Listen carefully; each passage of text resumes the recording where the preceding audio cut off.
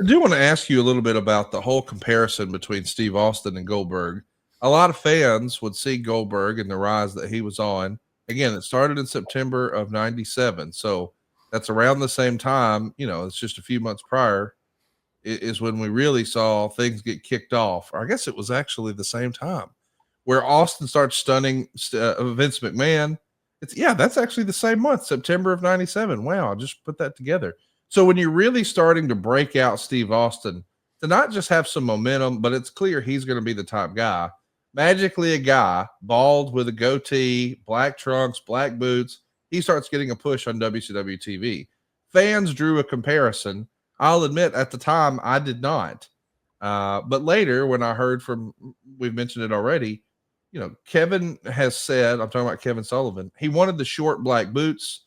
He wanted the knock on the door in the backstage area. He even put gloves on him. He was trying to mimic the sort of less is more approach of the style and the briefness of the matches and things like that of Mike Tyson. But the look, a bald dude in black trunks, black boots, and a goatee. Did you see any comparisons at the time to Steve Austin? Did the boys in the locker room think, they're just trying to rip off Steve?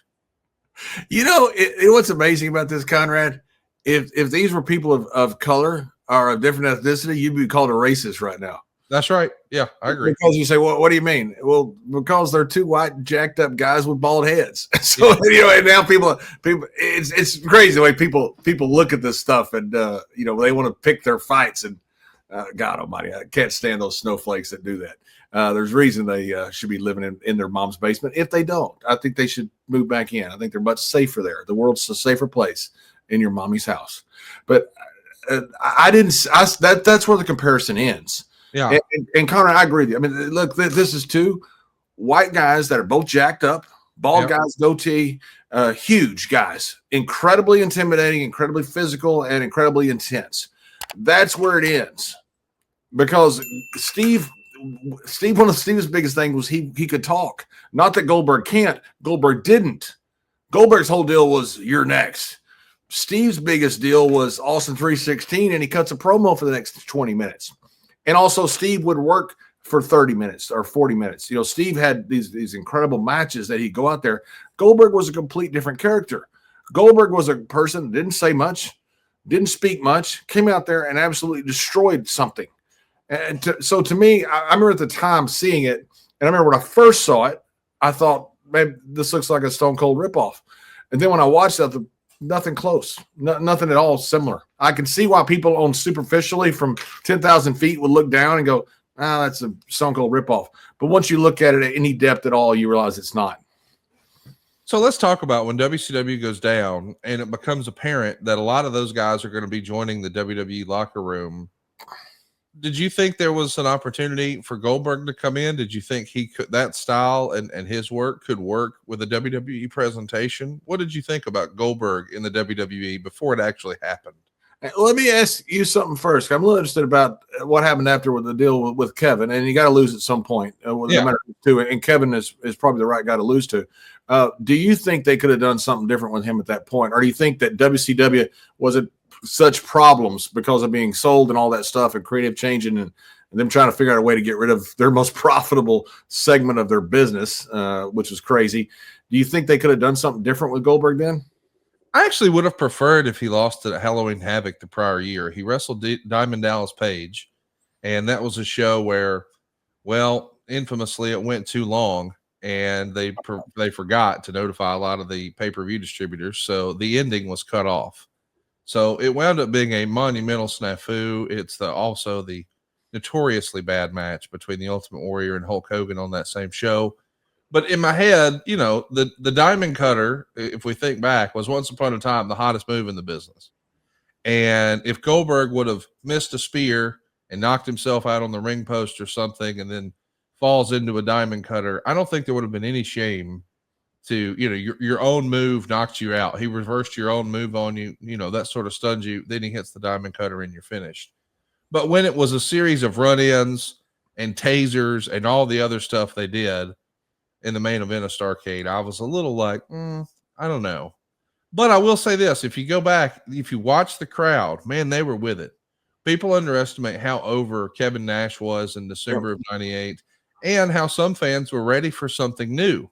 I mean, that does become a thing where you see, you know, we've all heard it, the Super Cena backlash. Like, people got tired of seeing the exact same thing from John Cena and him overcoming all odds like he was a superhero.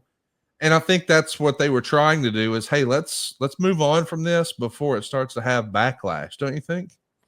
Yeah, I think so. And I thought Kevin Nash was the right guy to do it. I mean, Kevin changed the whole business. The whole business. I mean, I'm in a wonderful house right now and drive a nice car that I own because one of the reasons is because of Kevin Nash.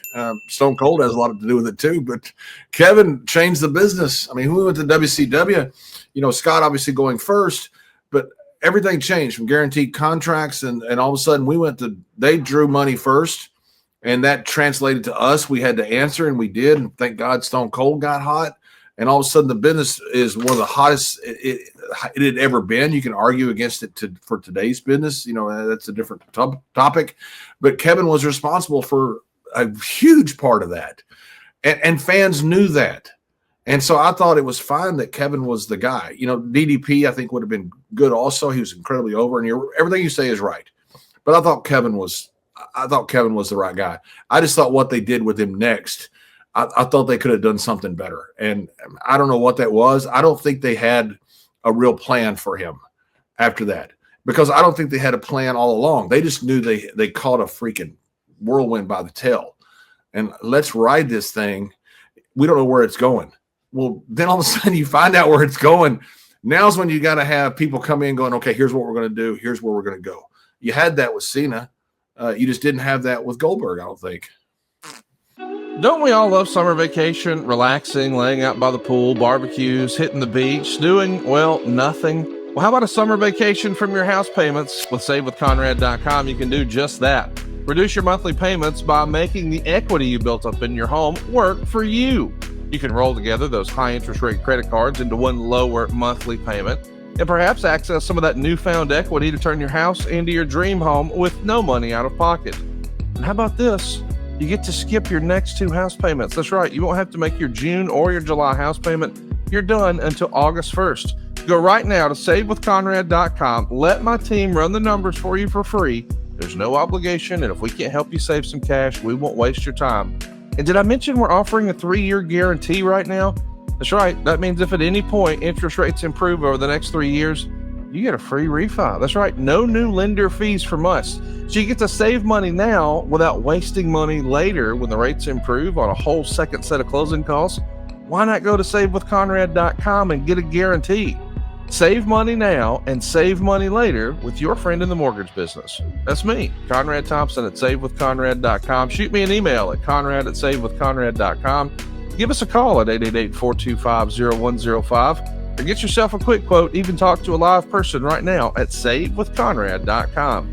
NMLS number 2129, equal housing lender. Let's take a summer vacation from house payments at SaveWithConrad.com.